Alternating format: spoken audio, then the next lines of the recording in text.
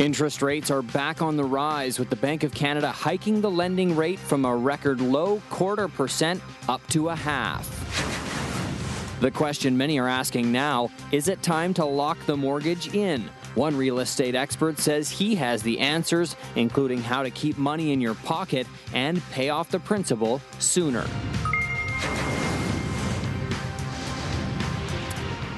And joining us now is that expert and, of course, friend of the show, Don Campbell, president of the Real Estate Investment Network. Nice to have you back, Don. It's great to be back. Been too long. Absolutely. Yeah. This is a good one, though. Yeah. This is really important. And everyone's asking it right now. We saw the rates got a bump today. Before we sort of get into the strategy, do you expect more increases and when? Absolutely. We got to remember that the prime rate was 6% in 2007.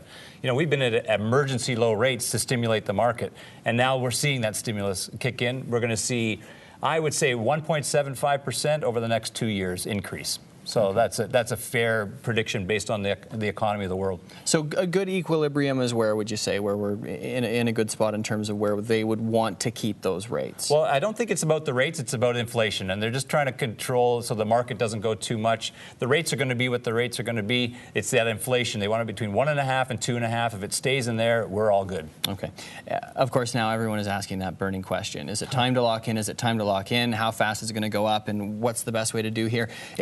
Interesting. You've got a great strategy here that sort of incorporates both. Let's have a look first at sort of a typical scenario. I think we've got an example that you put together. So this is what, $300,000 mortgage? $300,000 mortgage at today's rates, and you see that if you're going to fix and lock in on that $300,000 mortgage, your payment's going to be $1,400. But if you ride the variable right now, it's $954. Huge difference. You're paying also on your principal. Look at the difference in the principal: $300 versus $500, and that's if you just stay variable. But we could change that and start to look at whether I should lock in or go variable differently than the majority of people are looking. People are just looking at the payments. I'm looking at it from a pay myself rather than pay the bank way of doing it. And of course, people are concerned that the variable, as it starts to rise, then those payments rise and they get into some concern here. You kind of use both strategies here. Let's have a look at, once we put the Don Campbell strategy in place, if we can have a look at that, folks, and basically just incorporate sort of both. So here we go, strategy. So match the payments is your suggestion. Oh, number one is, if you're going to lock in anyway, you're going to pay that $1,400. Okay, so you go in and go, I'm going to lock in. Immediately your payment goes up. You do not lock in at what you're paying today on your variable. You got to understand that. So rather than lock in, you know that you were going to have to pay that $1,400 anyway. Why not just pay that $1,400, stay on variable? So that means you're paying an extra $450 a month, roughly, and that will go directly off the principal. And if you lock in, you have no options. You're just paying the bank that extra money. If you stay variable but pay that locked in, guess what? You're paying yourself more quickly.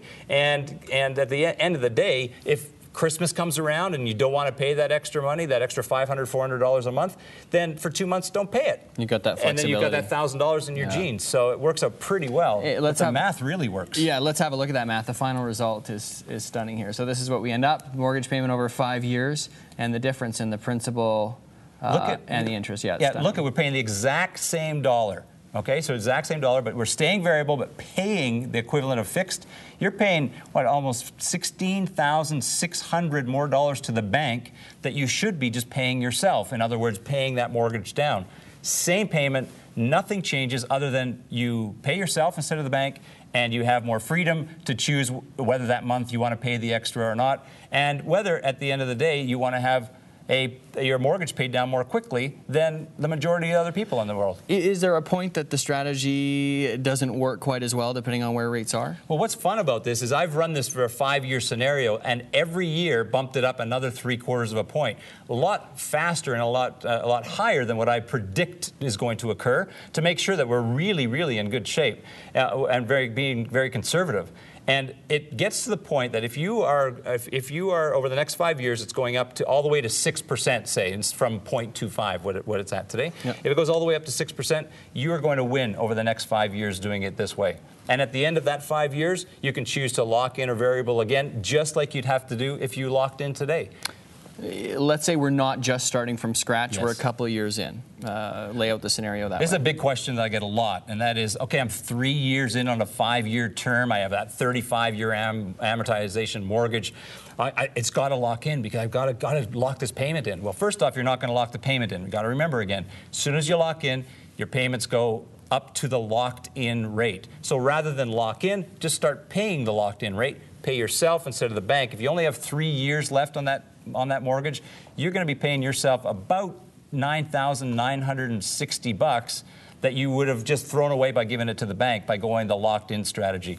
This is really the only way to go, because at the end of these terms, you're going to have the exact same option again, whether you locked in today or variable. Pay yourself instead of the bank. It makes complete sense. So same principle, even if you're sort of well into it. Yes. So when people ask the question, fixed or variable, we tell them both, I guess. You do a combination, absolutely. Right, okay. Play the game smart, not the way that they want you to play it. Great stuff, Don, as always. Nice to see you again. Thanks for coming in. Appreciate it. Okay, it's Don Campbell, president of the Real Estate Investment Network.